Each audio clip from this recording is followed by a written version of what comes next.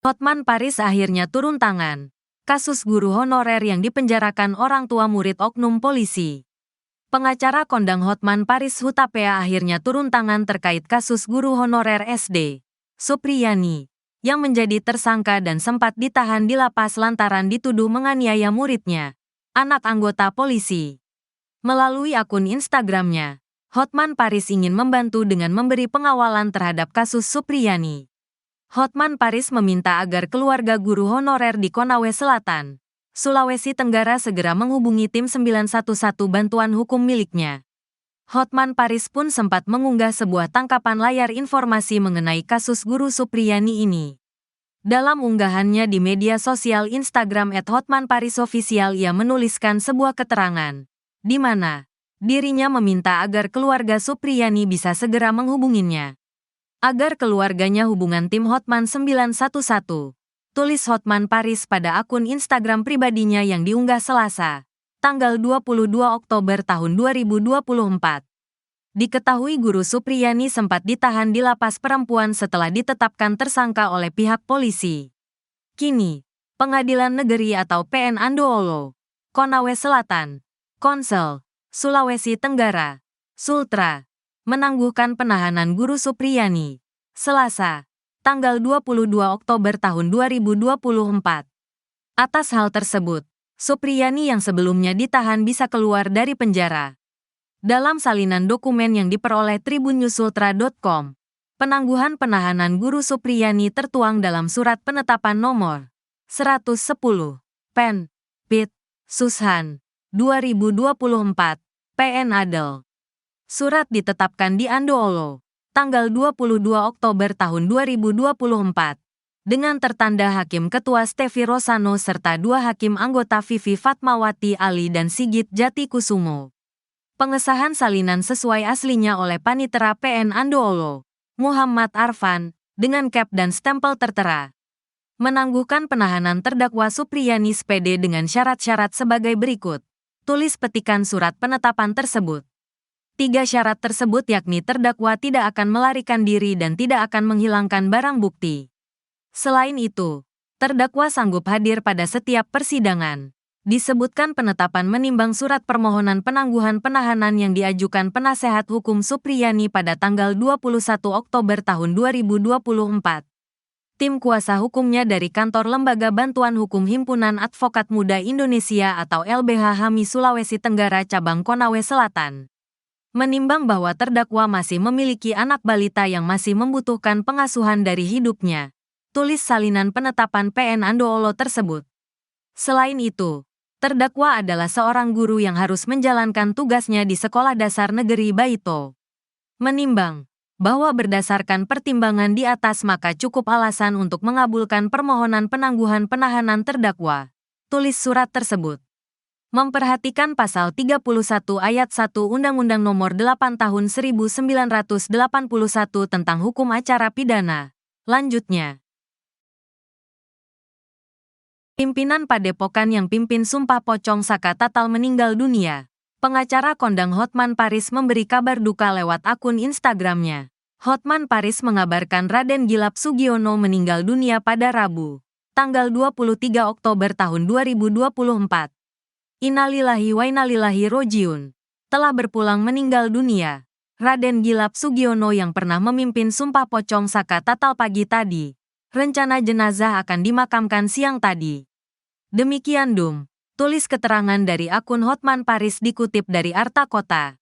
Raden Gilap Sugiono pernah memimpin Sumpah Pocong Saka Tatal mantan terpidana kasus kematian Vina Cirebon.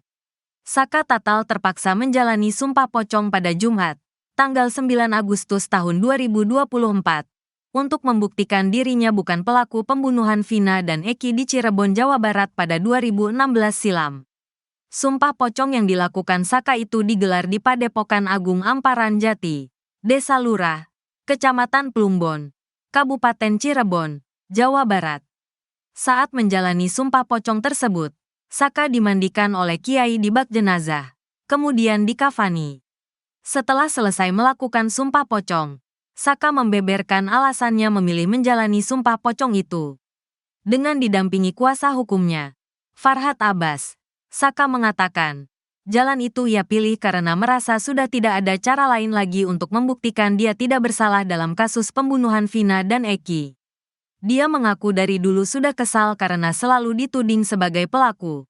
Padahal Saka tidak pernah melakukan hal yang dituduhkan.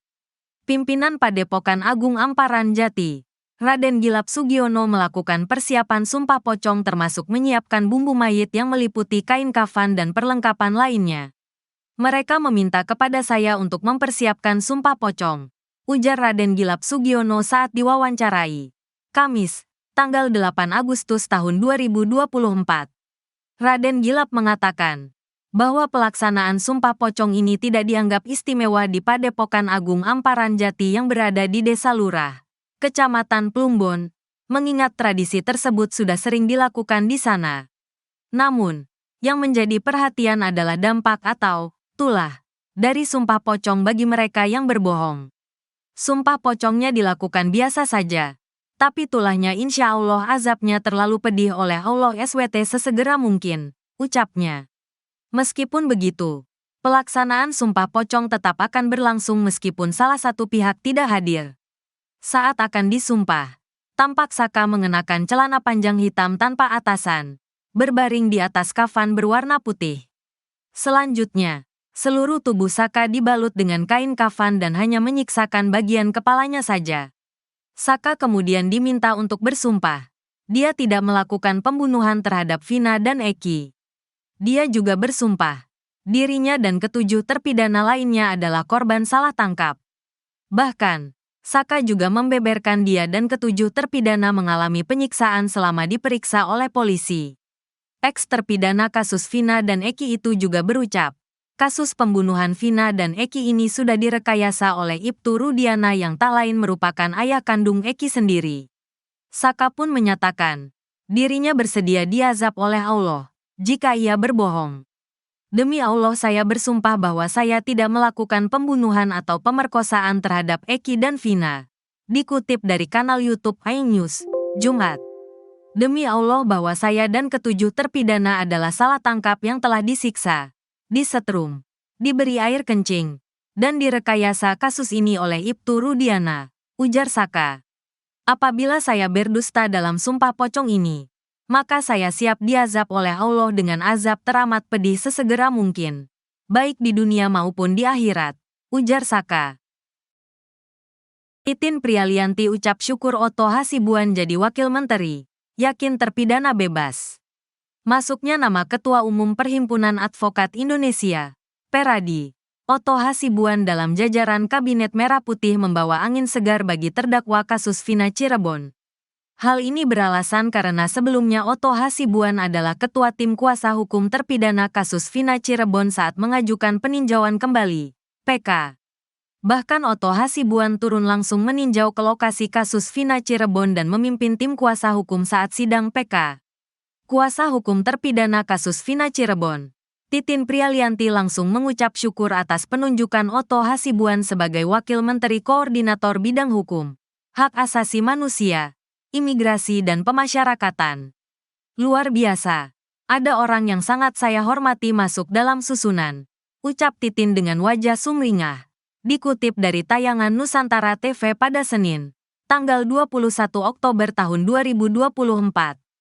Dikatakan Titin dengan masuknya Oto dalam kabinet ini semakin menambah keyakinannya bahwa 7 terpidana akan bebas tahun ini.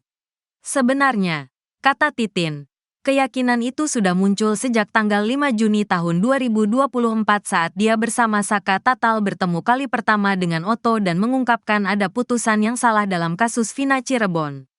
Setelah bertemu Oto itulah, dia yakin akan ada perubahan nasib yang luar biasa bagi terpidana kasus Vina.